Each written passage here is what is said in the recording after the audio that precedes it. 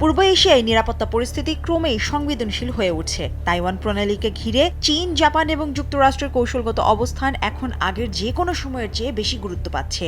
আঞ্চলিক শক্তির ভারসাম্য, প্রতিরক্ষা নীতি এবং ভূ রাজনৈতিক হিসাব সবকিছু মিলিয়ে পরিস্থিতি ধীরে ধীরে নতুন এক পর্যায়ে প্রবেশ করছে। এই প্রেক্ষাপটে জাপান এক সিদ্ধান্তের মাধ্যমে স্পষ্ট বার্তা দিল, তাদের দৃষ্টিতে দেশের দক্ষিণ পশ্চিম সীমান্ত এখন কেবল ভৌগোলিক নয়, কৌশলগতভাবেও অত্যন্ত গুরুত্বপূর্ণ। জাপান সরকার 2030 অর্থবছরের মধ্যে অর্থাৎ 2031 সালের মার্চের আগেই তাইওয়ানের কাছাকাছি অবস্থিত দূরবর্তী দ্বীপ ইয়োনাগুনিয়ে মাঝারি পাল্লার সারফেস টু এয়ার ক্ষেপণাস্ত্র মোতায়েনের পরিকল্পনা ঘোষণা করেছে। দেশটির প্রতিরক্ষা মন্ত্রী শিনজিরো কোইজুমি এই তথ্য জানিয়েছেন। 2022 সালে প্রথম এই পরিকল্পনা জানানো হলেও এবারই প্রথম নির্দিষ্ট সময়সীমা ঘোষণা করা হলো। ইয়োনাগুনি দ্বীপটি তাইওয়ান থেকে মাত্র 110 কিলোমিটার দূরে। পরিষ্কার দিনে সেখান থেকে তাইওয়ানের উপকূল দেখা যায়। কৌশলগত দিক থেকে দ্বীপটির গুরুত্ব অত্যন্ত বেশি। নতুন পরিকল্পনা অনুযায়ী সেখানে এমন ক্ষেপণাস্ত্র মোতায়েন করা হবে যা শত্রুপক্ষের যুদ্ধ বিমান এবং ক্ষেপণাস্ত্র ভূপাতিত করতে সক্ষম। এই সিদ্ধান্ত এমন এক সময়ে এলো যখন চীন দীর্ঘদিন ধরে স্বায়ত্তশাসিত তাইওয়ানকে নিজেদের ভূখণ্ডের অংশ হিসেবে দাবি করে আসছে এবং তাইপেকে বেইজিং এর সঙ্গে একীভূত করার লক্ষ্যে শক্তি প্রয়োগের সম্ভাবনাও নাকচ করেনি। তাইওয়ান যুক্তরাষ্ট্রের ঘনিষ্ঠ মিত্র হওয়ায় সম্ভাব্য কোনো সংঘাত দ্রুতই আঞ্চলিক সীমানা ছাড়িয়ে বৃহত্তর শক্তির মুখোমুখি অবস্থানে রূপ নিতে পারে।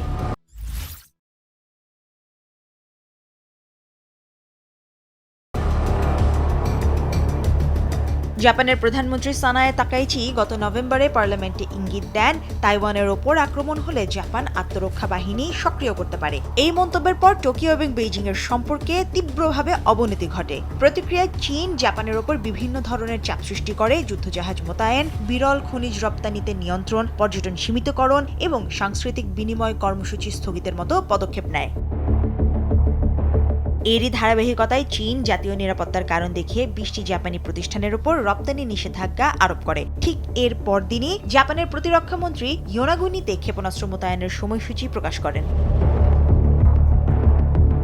তবে জাপান চীন উত্তেজনার শিকড় আরও গভীরে। দ্বিতীয় বিশ্বযুদ্ধের সময় জাপানের চীন আক্রমণ এবং নানজিং হত্যাকাণ্ডের স্মৃতি এখনও দুই দেশের সম্পর্কে তিক্ততা তৈরি করে। পাশাপাশি পূর্ব চীন সাগরে সেনকাকু, চীনের ভাষায় দিয়াওইউ দ্বীপপুঞ্জ নিয়েও দীর্ঘদিনের বিরোধ রয়েছে। দ্বীপগুলো জাপানের নিয়ন্ত্রণে থাকলেও চীন এগুলোর ওপর সার্বভৌমত্ব দাবি করে, যা মাঝে মধ্যেই সামরিক উত্তেজনায় রূপ নেয়। গত এক দশকে জাপান ধীরে ধীরে ইয়োনাগুনিকে একটি সামরিক আউটপোস্টে পরিণত করেছে। বর্তমানে সেখানে উপকূলীয় নজরদারি ইউনিটে প্রায় 160 জন আত্মরক্ষা বাহিনীর সদস্য কর্মরত। 2026 অর্থবছরে সেখানে একটি ইলেকট্রনিক যুদ্ধ ইউনিট স্থাপনের পরিকল্পনাও রয়েছে, যা শত্রুপক্ষের যোগাযোগ এবং রাডার ব্যবস্থা ব্যাহত করতে সক্ষম হবে। সাম্প্রতিক নির্বাচনে বড় জয় পাওয়ার পর প্রধানমন্ত্রী তাকাইচি প্রতিরক্ষা সক্ষমতা বৃদ্ধিতে আরও জোর দিচ্ছেন। ফলে ইয়োনাগুনিতে ক্ষেপণাস্ত্র মোতায়েন কেবল একটি সামরিক সমন্বয় নয়, এটি জাপানের কৌশলগত অবস্থানের স্পষ্ট প্রকাশ।